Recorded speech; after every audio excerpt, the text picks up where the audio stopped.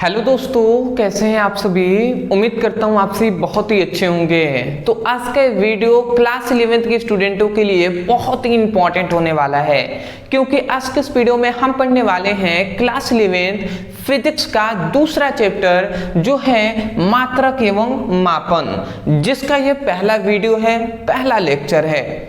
आज के इस वीडियो में हम इस चैप्टर के जितने भी बेसिक कॉन्सेप्ट हैं, बेसिक टॉपिक हैं, उनको हम कवर कराएंगे। मैं आपको यही कहूँगा, देखिए पहला जो वीडियो है वो बहुत ही इंपॉर्टेंट होता है किसी भी चैप्टर का, क्योंकि वही पहले वीडियो में जो भी टॉपिक बताया जाता है वही आधार होता है आगे के टॉपिक को समझने के लिए।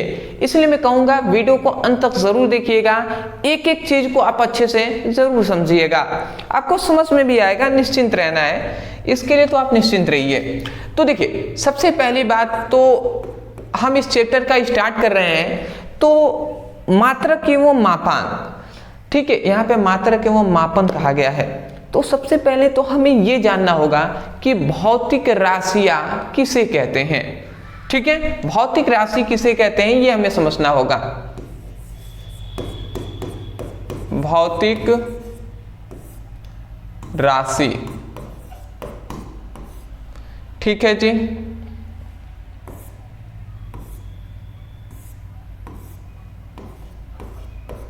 अब हमें यह समझना होगा कि भौतिक राशि किसे कहते हैं।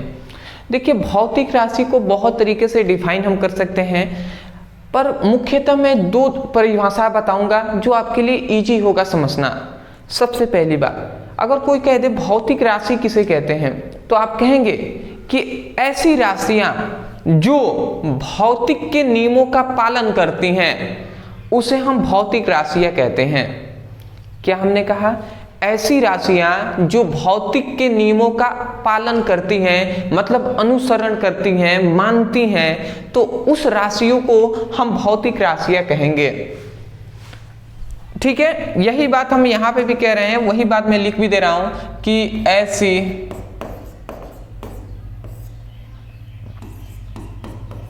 राशियां जो भौतिक के नियमों का पालन करती हैं,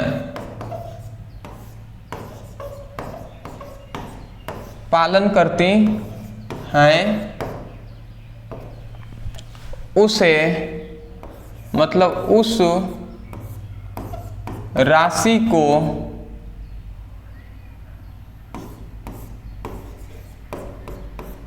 भौतिक राशि कहते हैं। उस राशि को भौतिक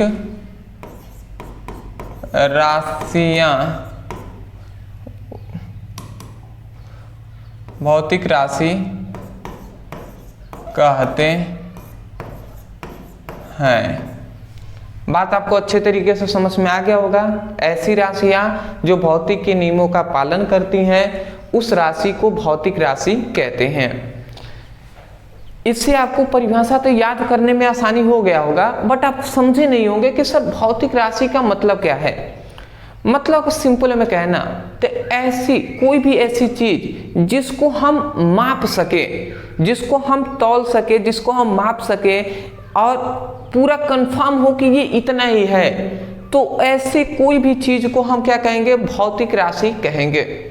जैसे कि चीनी है, शक्कर है, तो गए आपने शक्कर कहा कि 2 केजी शक्कर दे दीजिए, तो वहां पे क्या है, जो उस चीनी का क्या है, द्रव्यमान की तो हम कर रहे हैं ना, तो जो द्रव्यमान होगा वो भौतिक राशि के अंतर्गत आएगा। जैसे कि ये पेन है, तो इस पेन की कुछ ना कुछ क्या होगी, लंबाई होगी ना, तो इसकी जो लंबाई है माप सकते हैं, तो हम इसकी लंबाई करेक्ट बता सकते हैं कि इतना, ये मान लेते हैं, हम कह सकते हैं कि 2, हम ऐसे कह सकते हैं कि ये लगभग एक फीट का है, ऐसे मान लेते हैं 1 फीट का ये है, तो 1 फीट इसका कंफर्म है कि ये 1 फीट का ही है, तो इसका हमने एग्जैक्ट मान लिया है, इसका हमें कंफर्म पता है। ठीक है, यथार्थ मतलब इसका हमें टोटल पता है कि ये इतना ही है, तो इसकी लंबाई क्या होगी, लंबाई क्या होगी, भौतिक राशि होगा। बट ऐसे अगर कह दिया जाए कि हमें बहुत ही खुशी हो रही है, तो कोई हमसे पूछ दे कि कितनी खुशी, तो क्या आप बता पाएंगे कि मेरी कितनी खुशी है? इसको हम तौल सकते हैं, नाप सकते हैं, माप सकते हैं? नहीं कर सकते। तो खुशी हमारी भौतिक राशि नहीं होगी। समझ पा रहे हैं ना? तो ऐसी कोई भी चीज जिसको हम यथार्थपूर्वक मापा जा सके, वो सभी क्या कहलाएंगे? भौतिक राशियां कहलाएंगे। तो दूसरा हम परिभाषा ये भी कह सकते हैं कि ऐसी, क्या हम कह सकते हैं कि हम कह सकते हैं ऐसी राशियां जिनका मापन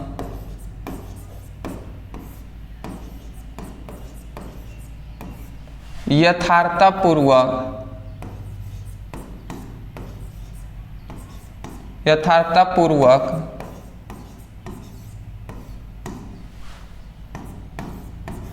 किया जाता है, उसे भौतिक राशि कहते हैं।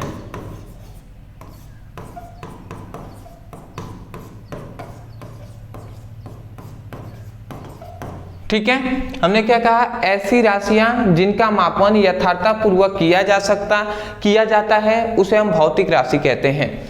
यथार्थपूर्वक का मतलब आप समझ रहे हैं ना कि करेक्ट, ऐसी कोई भी राशियां हो जिसको हम यथार्थपूर्वक, यथार्थ मतलब होती है प्योरिटी, शुद्धता, मतलब शुद्ध रूप से हम माप सके, तो ऐसी कोई भी राशि को भौतिक राशि कहेंगे।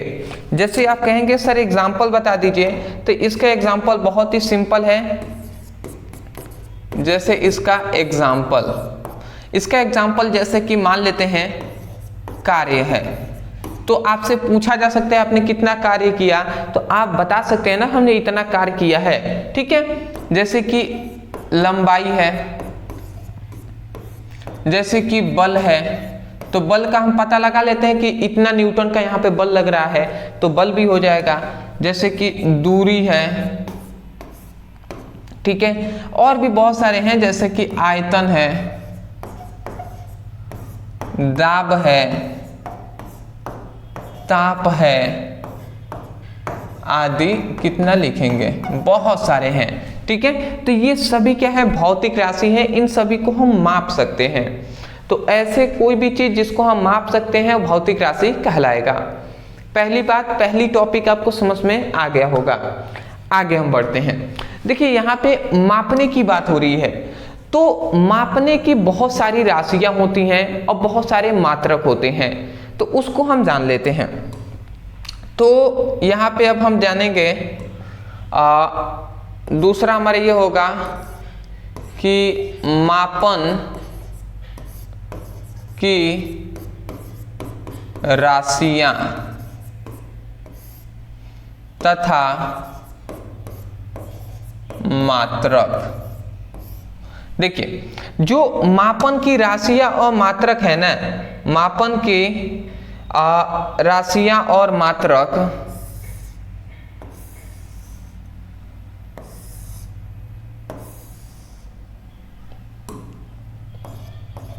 देखिए मापन की जो राशियां और मात्रक हैं वो कितनी होती हैं? 3 होती हैं। मतलब मापन की राशियां भी 3 होती हैं और मापन के मात्रक भी 3 ही होते हैं। अब वो कौन कौन से? तो देखिए मापन की अगर हम राशियों पर बात करें, मापन की राशियों पर, तो मापन की अगर हम राशियों पर बात करें ना, तो पहला हो जाएगा जो होगा मूल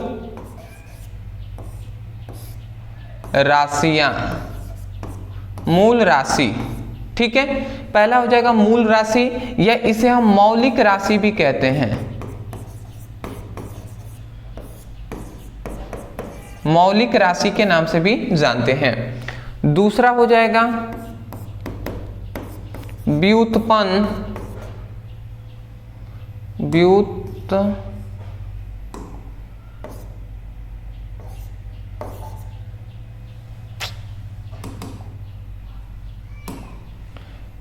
व्युत्पन्न राशि।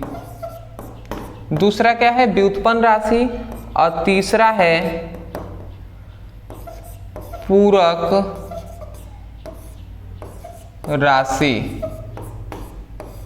ठीक है, तो ये तीन इसकी राशियां हैं। कौन कौन सा? मूल राशि, दूसरा है व्युत्पन्न राशि और तीसरा है पूरक राशियां। ठीक है, तो ये तीन मापन की राशियां हैं। अब मापन का मात्रक भी तीन ही है। अब वो कौन कौन से हैं उसको भी हम जान लेते हैं। तो वो कौन कौन सा है यहाँ पे मैं आपको एक्सप्लेन कर दे रहा हूं। देखिए, अब इसके भी तीन ही हैं। अब वो तीन कौन कौन से हैं? तो वो हैं, सबसे पहला है मूल मात्रक, दूसरा है व्युत्पन्न मात्रक और तीसरा है पूरक मात्रक। ठीक है, तो ये बात आपको समझ में आ गया होगा कि अभी तक हमने क्या जाना? अभी तक हमने जाना कि मापन की तीन राशियां होती हैं और तीन ही क्या होता है? मात्रक होता है। अब वो तीन कौन कौन से हैं? पहला है मूल राशियां, व्युत्पन्न राशियां और पूरक राशियां।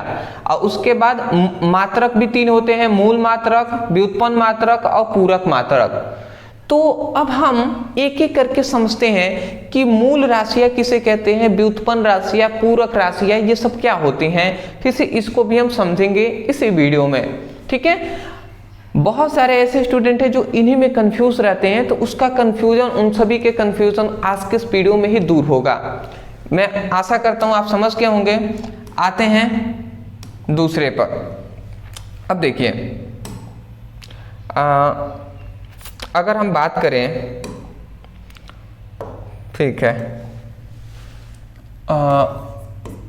मापन की राशियां,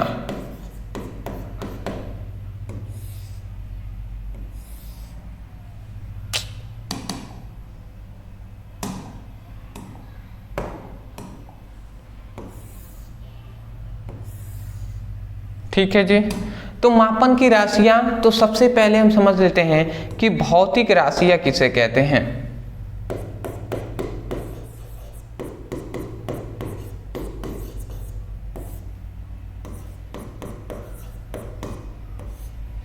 सॉरी, भौतिक राशि नहीं ना, मूल राशियां, सॉरी, मूल राशि। अब बताइए मूल राशि किसे कहते हैं? तो मूल राशि सिंपल में ऐसे कहते हैं कि ऐसी कोई भी राशि जो किसी अन्य राशियों पर, मतलब कोई भी दूसरा राशि है तो किसी अन्य राशियों पर निर्भर नहीं होती हैं, मतलब किसी और भी राशि पर निर्भर नहीं होगी, तो ऐसी राशियां मूल राशियां कहलाती हैं। क्या आप कहेंगे? ऐसी राशियां जो किसी अन्य राशियों पर निर्भर नहीं होती हैं, ऐसी राशियों को मूल राशियां कहते हैं। अभी आपको सब समझ में आएगा। परिभाषा पहले आप थोड़ा सा याद रखने का प्रयास कीजिए। तो आप कहेंगे ऐसी राशियां जो किसी अन्य राशियों पर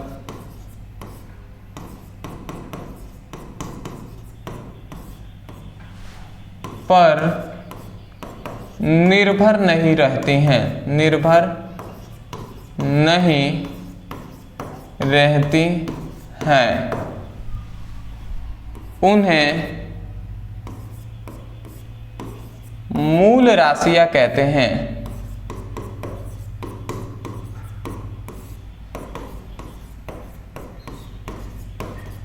मैं आशा करता हूं आप समझ के होंगे कि ऐसी कोई भी राशि जो किसी अन्य राशि पर निर्भर नहीं होंगी, ठीक है, उस पर निर्भर नहीं होंगी, तो ऐसे राशियां मूल राशियां कहलाती हैं।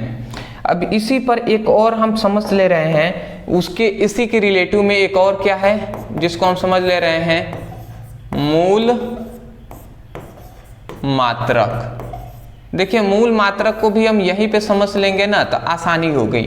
तो मूल राशियां का हमने क्या कहा, ऐसी राशियां जो किसी अन्य राशियों पर निर्भर नहीं होंगी, मूल राशियां कहलाती हैं। मूल मात्रक का परिभाषा यही होगा कि ऐसा मात्रक जो किसी अन्य मात्रकों पर निर्भर नहीं होता है, तो ऐसे मात्रक को मूल मात्रक कहते हैं। मतलब केवल राशियों की जगह पर मात्रक कर देंगे, आपका ये भी काम फिर से कंप्लीट हो जाएगा। तो यही बात हम यहाँ पे लिख दे रहे हैं। आप लिखेंगे कि ऐसी राशियां जो किसी सॉरी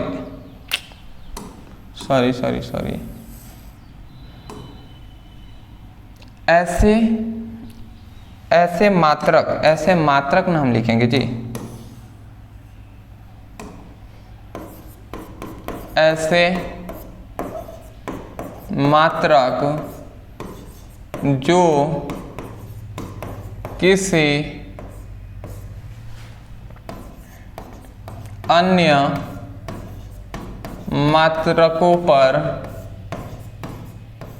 निर्भर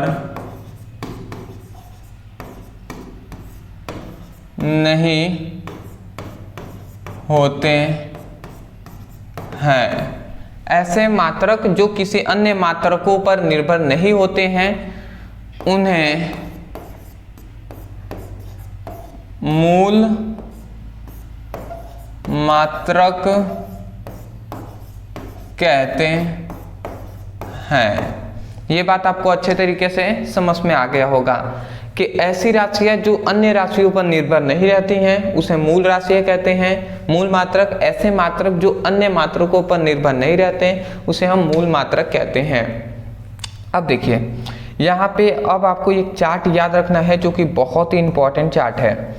वो क्या है चार्ट, तो मैं आपको बताऊं।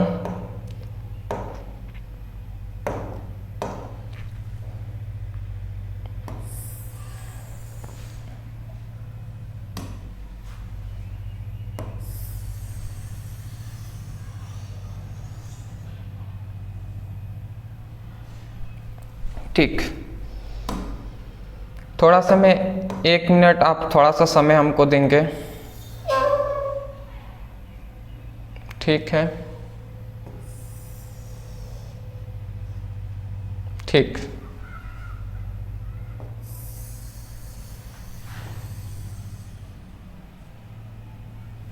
ठीक है जी। उसके बाद थोड़ा सा 1 मिनट आप थोड़ा सा टाइम हमको देंगे। 1 2 3 4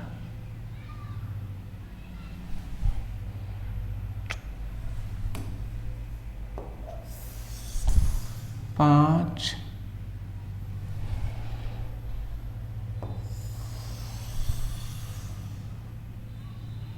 7। ठीक है, ये हमने थोड़ा सा एक जो क्या है टेबल बना दिया है, इससे आपको आसानी होगी। देखिए जो मूल मात्रक जो होते हैं ना, अब थोड़ा सा आपको समझ में आएगा। देखिए जो ये मूल मात्रक होते हैं, तो मूल मात्रक जो होते हैं वो भी साथ, मूल राशियां भी साथ ही होती हैं, और मूल मात्रक भी कोई पूछ दे तो भी साथ ही होता है। तो उसको हम समझ लेते हैं। यहाँ पे हम लिखते हैं मूल राशियां। यहाँ पे हम लिखते हैं मूल मात्रक। ठीक है जी। यहाँ पे हम लिखते हैं संकेत। अब एक एक करके हम समझते हुए चलते हैं।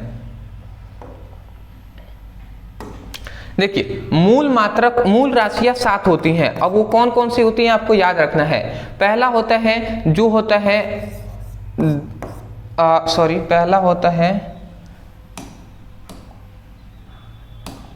पहला होता है लंबाई। दूसरा होता है द्रव्यमान, तीसरा होता है समय, चौथा होता है ताप, पांचवा होता है विद्युत धारा, छठा होता है ज्योति तीव्रता और सातवां होता है पदार्थ की मात्रा।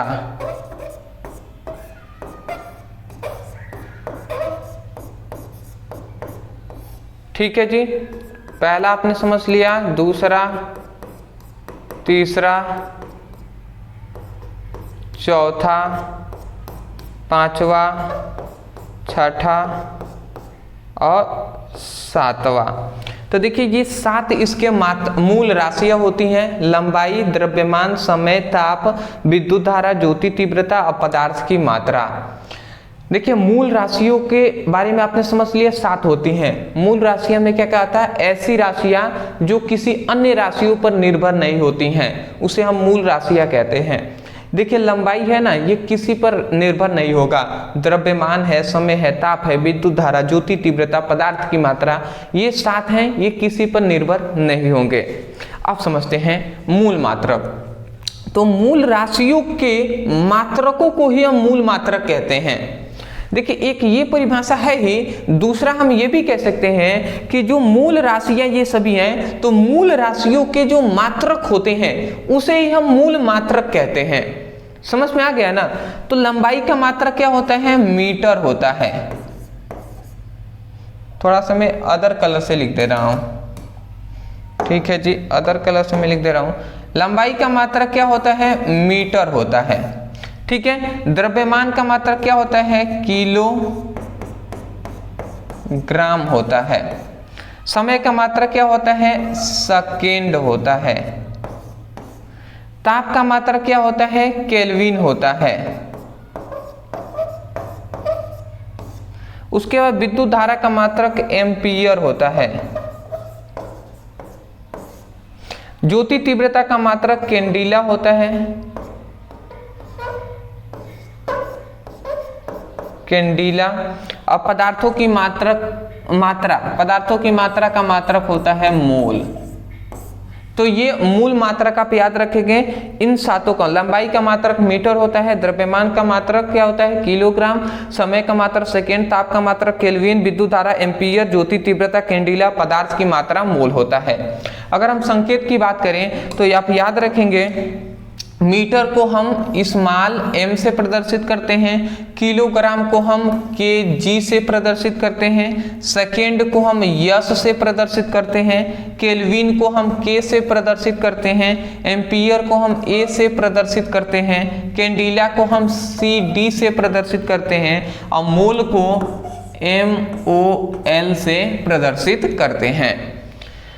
तो इतनी बात ये आपको समझ में आ गया होगा। मूल राशि या मूल मात्रक क्या होते हैं ये आप याद रखेंगे। कॉम्पिटिटिव एग्जाम में एक बार पूछा गया है कि मूल मात्रक कितने होते हैं, मतलब मूल मात्रकों की संख्या कितनी होती है। ऑप्शन आपके पास होंगे 2, 4, 6, 7। तो आपको पता है मूल मात्रक भी 7 ही होते हैं, मूल राशियां भी 7 होती हैं।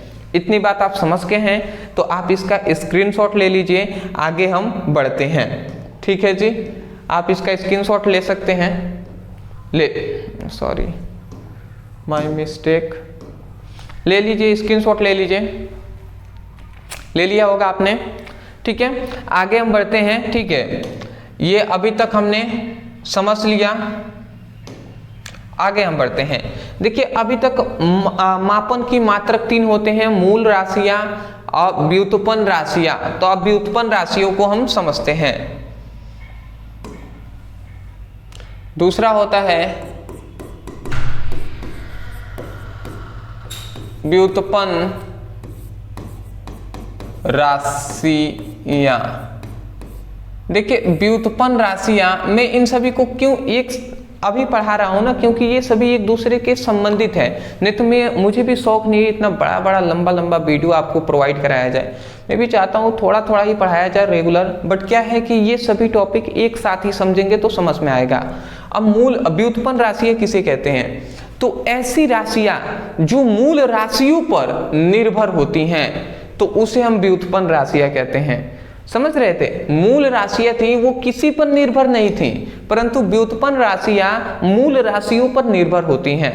तो ऐसी राशियां जो मूल राशियों पर निर्भर होती हैं, ऐसी राशि को व्युत्पन्न राशि कहते हैं। तो परिभाषा हम क्या लिख देंगे कि ऐसी राशियां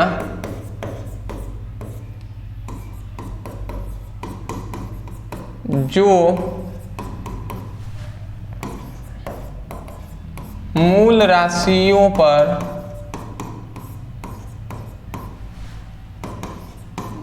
निर्भर होती हैं उन्हें व्युत्पन्न राशियां कहते हैं। तो इतनी बात आप समझ में आपको आ गया होगा।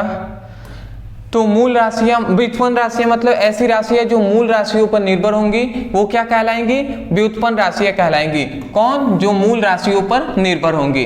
दूसरा इसी के संबंध में हम देख लेते हैं जो क्या है व्युत्पन्न मात्रक। अब व्युत्पन्न मात्रक का भी परिभाषा आप क्या कहेंगे कि ऐसा मात्रक जो मूल मात्रकों पर निर्भर होता है उसे हम मूल मात्रक कहते हैं। बात आपको समझ में आ ही रहा होगा। तो आप यही लिखेंगे कि ऐसा मात्रक जो मूल मात्रकों पर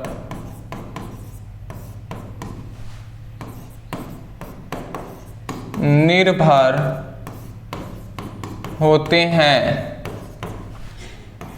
उन्हें क्या कहते हैं? उन्हें व्युत्पन्न मात्रक कहते हैं।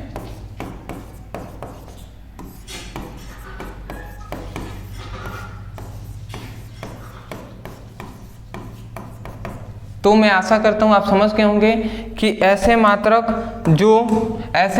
जो मूल राशियों पर निर्भर होते हैं उसे मतलब ऐसी राशियां जो मूल राशियों पर निर्भर होंगी उसे हम व्युत्पन्न राशियां कहेंगे। और ऐसे मात्रक जो मूल मात्रकों पर निर्भर होंगे उन्हें हम व्युत्पन्न मात्रक कहते हैं। समझ में आपको आ गया होगा। परिभाषा बहुत ही इजी है, आप याद कर लेंगे। जहां तक बात है एग्जाम्पल का, तो मैं अच्छे से आपको समझा दूं। एग्जाम्पल देखिए, जैसे कि मान लेते हैं सपोज डेट वेग है, ठीक है। तो वेग क्या है? व्युत्पन्न राशियां हैं। कैसे? तो वेग बराबर क्या होता है? वेग बराबर होता है विस्थापन बटे समय। तो देखिए वेग को यदि हम फॉर्मूले तोड़ते हैं तो देखिए विस्थापन आ गया, समय आ गया। अब मैं आपसे पूछूं कि भैया यहाँ पे जो आपका समय दिखा रहा है, ये समय क्या है? मूल मात्रक है कि मूल राशियां है कि नहीं? समय याद है आपको? अरे भैया अभी तो हमने आपको बताया था यहाँ पे समय, मूल राशियों में समय आ रहा है ना, तो ये समय क्या है? मूल राशियां हैं। तो इसीलिए देख रहे हैं आप मूल राशियों पर ये निर्भर है कि नहीं है? समय आ गया तो मूल राशियों पर वेग निर्भर है, तो इसीलिए ये व्युत्पन्न राशियों के अंतर्गत आएगा। अगर आप कहेंगे सर व्युत्पन्न मात्रक पे कैसे होगा, तो अगर हम इसको आगे बढ़ाते हैं तो विस्थापन का भी मात्रक क्या होता है? मीटर होता है, और समय का भी मात्रक क्या होता है? सेकेंड होता है, ठीक है। तो अगर हम देखें तो बताइए मीटर, यहाँ पे जो मीटर दिखाई दे रहा है ये मूल मात्रक है कि नहीं है? और सेकेंड भी तो मूल मात्रक ही है ना, सेकेंड भी तो मूल मात्रक, देख रहे हैं मीटर भी मूल मात्रक, सेकेंड भी मूल मात्रक। तो देख रहे हैं आपने क्या समझा कि ये दोनों ही मूल मात्रकों पर निर्भर है। इसका मतलब जो वेग होगा ये भी मूल मात्रकों पर निर्भर होगा, इसलिए वेग जो है वो व्युत्पन्न राशियां हैं। और वेग को कोई कहे व्युत्पन्न मात्रक भी है तो बिल्कुल मीटर प्रति सेकेंड, जो मीटर प्रति सेकेंड आया है ये व्युत्पन्न मात्रक है। मैं आशा करता हूँ समझ के होंगे आप। आगे बढ़ूं कि एक दो और एग्जांपल से समझाऊं, एक दो और समझ लीजिए। जैसे त्वरण है, त्वरण बराबर होता है वेग परिवर्तन बटे समय होता है, मतलब वेग बटे समय। देखिए यहाँ पे भी तो आपका क्या आ गया, यहाँ पे भी अगर आप देखते हैं तो यहाँ पे भी समय आ गया। इसका मतलब क्या है, समय मतलब मूल मात्रक है। अगर हम इसको आगे तोड़ें तो वेग का तो अभी हमने ज्ञात किया ना, मीटर प्रति सेकेंड, और समय का भी सेकेंड ही होता है। तो अगर हम इसको आगे ले चले तो मीटर प्रति सेकेंड स्क्वायर हो जाएगा। तो इसका मतलब ये भी क्या है, व्युत्पन्न मात्रक है। समझ रहे हैं, क्योंकि सेकेंड आ गया, मीटर आ गया, मूल मात्रकों पर निर्भर है, इसलिए व्युत्पन्न मात्रक होगा। तीसरा आप अगर आप देखना चाहें तो बल पर भी देख सकते हैं, बल बराबर द्रव्यमान गुणे त्वरण होता है। अब बताइए, हम जानते हैं सबसे पहला द्रव्यमान जो है वही मूल मात्रक है, मूल राशि द्रव्यमान है कि नहीं। तो अगर हम इसका निकालें तो द्रव्यमान का तो केजी हो जाएगा, ठीक है। और देखिए त्वरण का तो मात्रक अभी हमने निकाला है मीटर प्रति सेकेंड स्क्वायर, तो ये मात्रक हमने निकाल लिया, ये भी मात्रक क्या होगा, व्युत्पन्न मात्रक हो जाएगा। मैं आशा करता हूँ आपको समझ में आ रहा होगा। तो एक साथ हमने दो टॉपिक समझ लिया, व्युत्पन्न राशि या व्युत्पन्न मात्रक। आगे हम बढ़े, आगे अब देख लेते हैं। आगे एक और हम देखेंगे जो है हमारा तीसरा, पूरक मात्रक, या हम ऐसे कहें तो पूरक राशियां। देखिए पूरक राशियां किसे कहते हैं, तो ऐसी राशियां जिसका मात्रक होता है परंतु बीमा नहीं होती, वैसे राशियों को पूरक राशियां या हम कह सकते हैं पूरक मात्रक कहते हैं। समझ रहे हैं, पूरक राशियां या पूरक मात्रक कहते हैं। अगर मैं इसका लिखूं तो ऐसी राशियां जिसका मात्रक होता है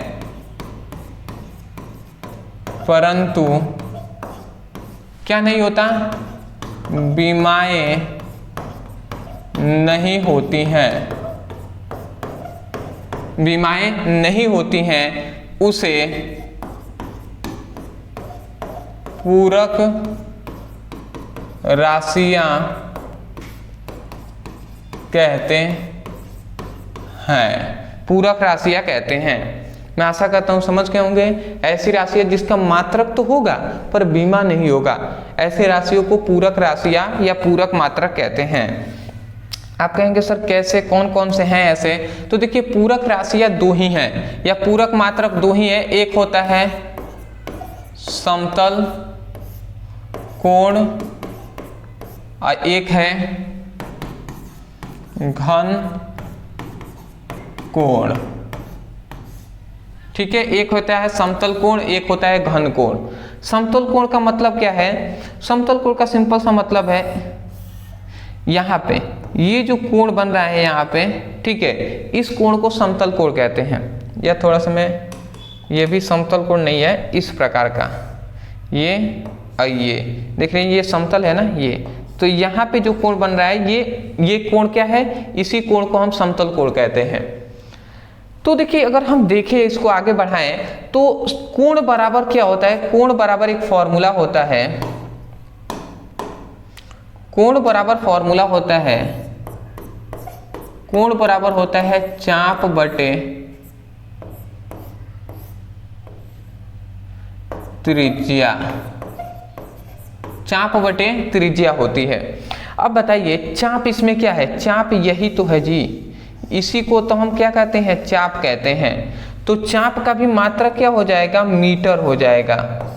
और त्रिज्या का मात्रक मीटर होता है, ये बात हमें पता है।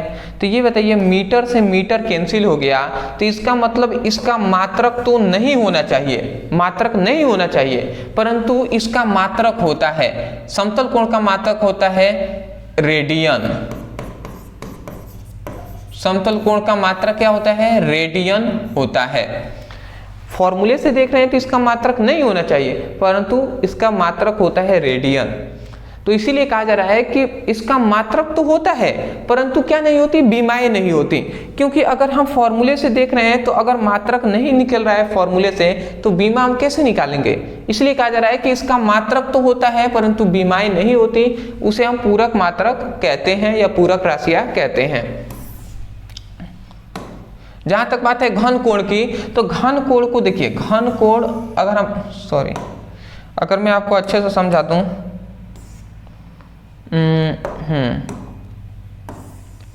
देखिए ये एक मान लेते हैं, सपोज डेट घन कोण का मतलब है ना कि यहाँ पे ऐसे अगर हो तो घन कोण बनेगा जिसमें 3 भुजाएं हों।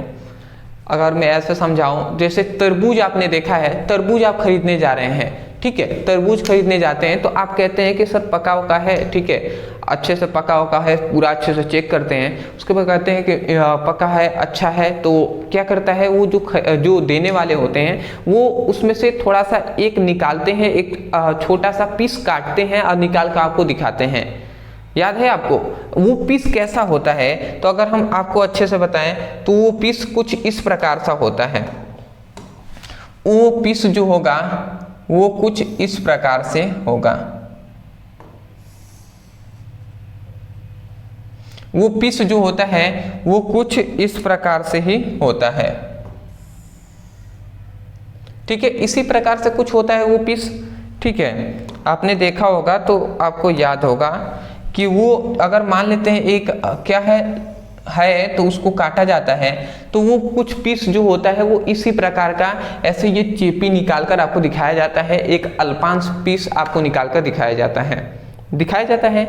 अगर हम इसको बाहर निकाल के अगर मैं आपको अच्छे से समझा दूं तो इसका कुछ आकार ऐसे ही होता है,